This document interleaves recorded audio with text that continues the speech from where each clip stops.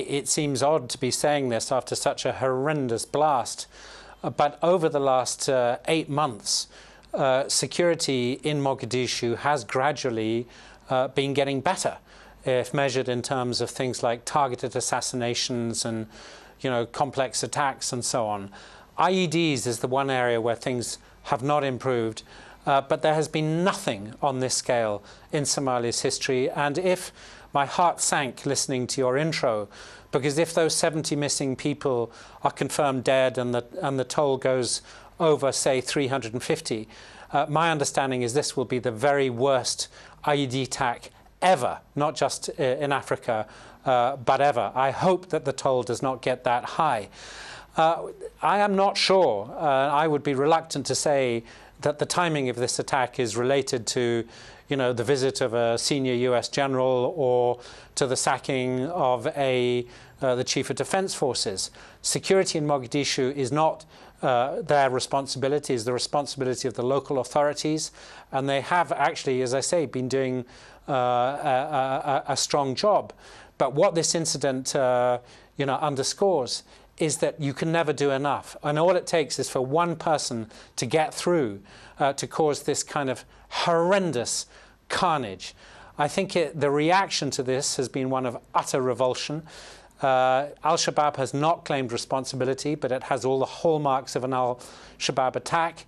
And I think most people assume it has been done by one of their operatives.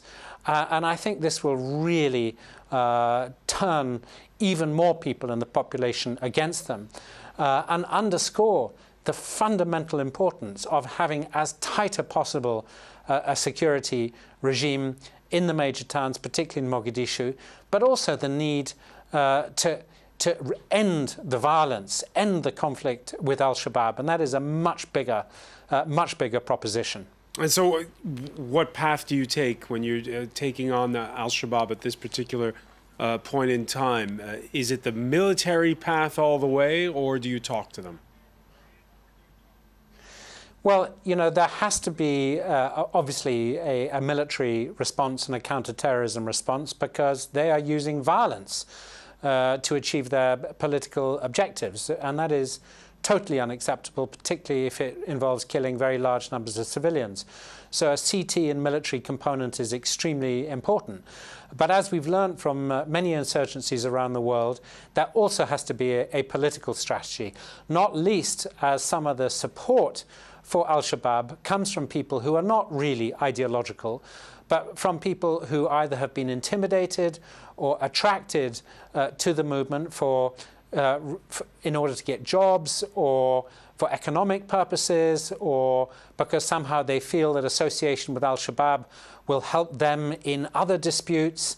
And so, you've got to have not just a military and CT response, but a broader political response, which looks at the phenomena that allow Al-Shabaab to continue, whether it's their sources of financing, some of the social support they have, the appeal, unfortunately, they have for some young people who don't have education, don't have jobs. What are the things that need to be done in addition to the military and CT stuff that will undermine its appeal and will help dismantle the movement? Michael Keating, UN Special Envoy to Somalia, many thanks for speaking with us here on France 24.